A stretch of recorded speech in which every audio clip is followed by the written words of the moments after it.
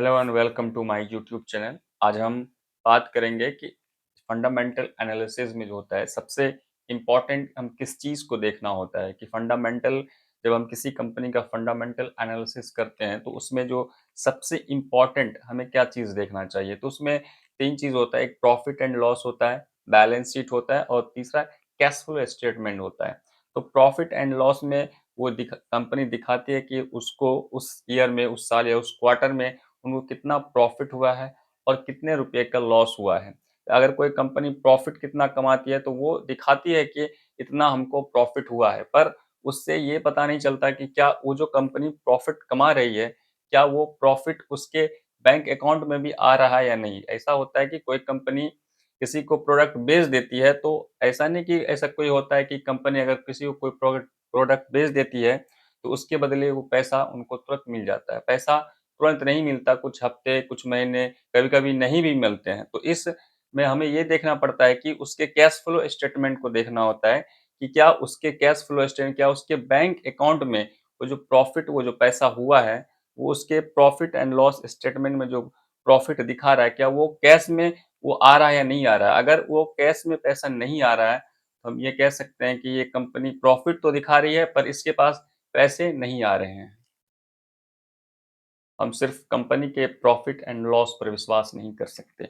हमें उसका जो है कैश फ्लो स्टेटमेंट भी देखना होगा कि उसका कैश फ्लो स्टेटमेंट कितना है। वो जो कितना अगर मान लीजिए कोई कंपनी 1000 प्रॉफिट दिखा रही है, तो वो क्या वो उसके बैंक अकाउंट में आ रहा है, तो वो आपको कैश फ्लो स्टेटमेंट में दिखेगा कि जो कंपनी ने प्रॉफिट कमाया है, क्या वो सच में उसके बैंक अकाउंट में क्रेडिट हो रहे हैं या फिर वो जो जिसको सामान दे रहे हैं, वो सामान उनके वो पैसे नहीं दे रहे हैं। तो ऐसे में हमें ये देखना पड़ता है कि वो जो कंपनी है सच में प्रॉफ़िट है कि ऐसी बहुत कंपनियाँ होती हैं जो प्रॉफ़िट तो दिखाती है पर उसके बैंक अकाउंट में वो कैश नहीं आता है। जो छोटी कंपनियाँ होती हैं, जो फ्रॉडस्टर होती हैं, वो कम प्रॉफ़िट तो दिखा देती है पर उसके कैश फ्लो स्टेटमेंट में वो माइनस में रहते हैं क्योंकि वो जो प्रोडक्ट देते हैं उधर से कोई उसको पैसा नहीं मिलता है। तो इसीलिए हमें फंडामेंटल एनालिसिस में सबसे पहले जो हमें देखना चाहिए वो कैश फ्लो स्टेटमेंट बहुत ज़रूरी है। और दूसरा ये है कि वो कंपनी पे कितना डेट है। अगर कोई कंपनी बहुत ज़्यादा डेट है तो ऐसी कंपनियों में हमें इन्वेस्ट करना से बचना चाहिए। डेट टू इक्विटी जो होता है तो डेट टू इक्विटी रेशियो होता है, एक जो फाइनेंशियल मैट्रिक है डेट टू इक्विटी रेशियो। तो डेट टू इक्विटी रेशियो में हमें ये देखना होता है कि कंपनी पे कितना कर्ज है। अगर आप एक से ज़्यादा डेट टू इक्विटी है इसका मतलब यह है कि इक्विटी के हिसाब से उस पे ज़्यादा कर्ज है। तो इसीलिए जिसमें 5 अगर किसी डेट टू इक्विटी रेशियो 5 है, 6 है तो ऐसे कंपनियों में हमें इन्वेस्ट करने से बचना चाहिए। डेट टू इक्विटी जो डेट है, कर्ज है वो सबसे कम से कम होना चाहिए। अगर ज़्यादा कर्ज है तो वो ल लॉन्ग टर्म में सर्वाइव नहीं कर पाती है। तो ऐसे स्टॉक्स में हमें निवेश करने से बचना चाहिए जो बहुत ज़्यादा कर्ज लिए रहती है। ऐसे कंपनी में हमें निवेश करना चाहिए जिसका डेट टू इक्विटी 1 से कम होना चाहिए। मतलब 0.8, 0.7, 0.5 इस तरह का अगर डेट टू इक्विटी रेशियो है, तो वो कंपनी आगे लॉन्ग टर्म में बेटर परफॉर्मेंस कर सकती है। कैश फ्लो स्टेटमेंट देखने का सबसे अच्छा जो रेशियो है वो है सीएफओ पीएटी।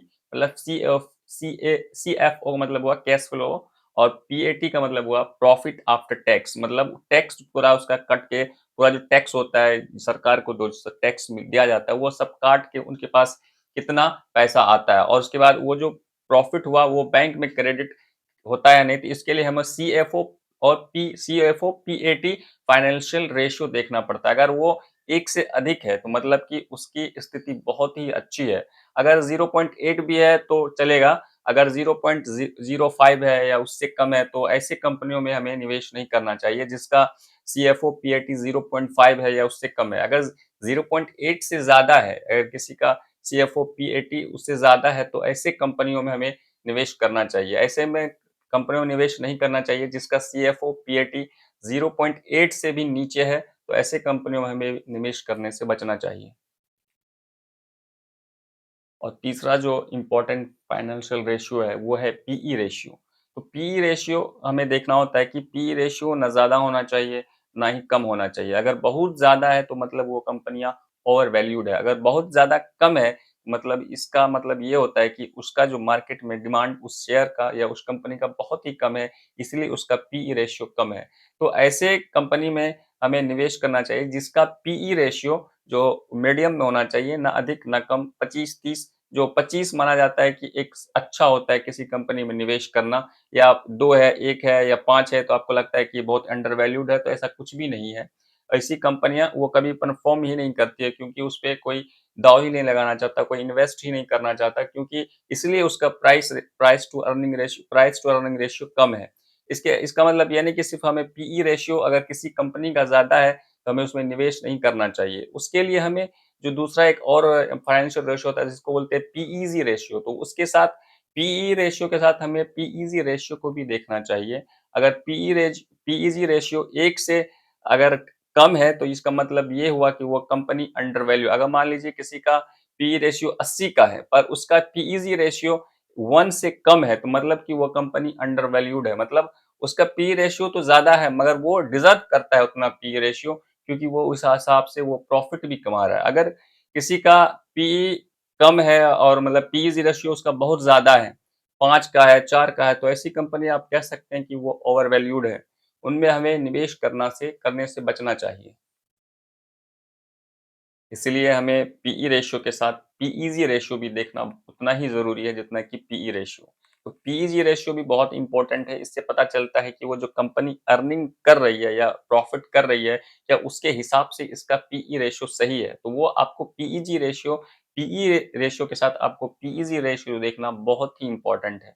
अगर इसके बिना आप सिर्फ़ पीई रेशियो देख के किसी भी कंपनी में इन्वेस्ट कर रहे हैं, तो आप उसमें फँस सकते हैं क्योंकि वो पूरा डेटा नहीं क्लियर नहीं होता है कि उसका पी रेशियो अगर आपको लगेगा किसी का पी रेशियो 100 है या उससे ज़्यादा है तो आपको लगेगा कि ये कंपनी मतलब ओवर वैल्यूड है, इसमें इन्वेस्ट नहीं करना चाहिए। मगर उसके साथ हमें पीईज़ी रेशियो भी देखना चाहिए। अगर किसी का पीई 100 से ऊ ऊपर है और उसका पीईज़ी रेशियो जो वो 1 से कम है, तो इसका मतलब कि वो अंडर वैल्यूड है। वो जो उतना पी रेशियो है वो डिज़र्व करता है क्योंकि उसका जो प्रॉफ़िट है, उस हिसाब से प्रॉफ़िट हो रहा है, जिस हिसाब से उसका पीई रेशियो है। तो हमें सिर्फ़ एक ही फाइनेंशियल रेशियो को देख के किसी भी कंपनी में इन्वेस्ट करने से हमें बचना चाहिए। और चौथा जो इम्पोर्टेंट फाइनेंशियल रेशियो है वो है आरओई, रिटर्न ऑन इक्विटी कि क उस कंपनी ने जो है अपने इन्वेस्टर को कितना रुपया कमा के दिया है। जिसका रिटर्न ऑन इक्विटी अगर अधिक है तो मतलब वो कंपनी अच्छी है क्योंकि वो आरओई ये दिखाता है कि उसने अपने इन्वेस्टर को जो जिसने उस कंपनी में इन्वेस्ट किया है, वो इन्वेस्टर को कितना रुपया कमा के दिया है। मतलब अगर किसी कंपनी का आरओई रिटर्न ऑन इक्विटी 20 है तो मतलब कि वो अपने कंपनी को, अपने शेयर होल्डर को, अपने इन्वेस्टर को 20% के हिसाब से सालाना उस उन्होंने अपने इन्वेस्टर को प्रॉफ़िट दिया है। तो जिस कंपनी का रिटर्न ऑन इक्विटी जितना ज़्यादा होता है, उसका उसके जो है उस कंपनी उतनी ही अच्छी होती है, उनमें इन्वेस्ट करने से हमें प्रॉफ़िट हो सकता है। और अगर किसी का आरओई रिटर्न ऑन इक्विटी कम है, तो ऐसी कंपनी में हमें बच इन्वेस्ट करने से बचना चाहिए क्योंकि ऐसी जो कंपनियाँ होती है वो ज़्यादा रिटर्न नहीं देती है। तो रिटर्न ऑन इक्विटी भी एक बहुत ही इम्पोर्टेंट फाइनेंशियल रेशियो है। इसे देख के हम ये अंदाज़ा लगा सकते हैं कि पिछले सालों से अगर इन्वेस्टर को इन्होंने कितना रिटर्न दिया है। ये सब हमें देखना बहुत ही ज़रूरी है फंडामेंटल एनालिसिस में। अगर आपको हमारा ये वीडियो अच्छा लगा तो इसे लाइक करें, शेयर करें और हमारे चैनल को सब्सक्राइब करें। इसी तरह के और फाइनेंशियल नॉलेज के लिए हमारे चैनल को सब्सक्राइब करें। तब तक के लिए थैंक यू एंड जय हिंद।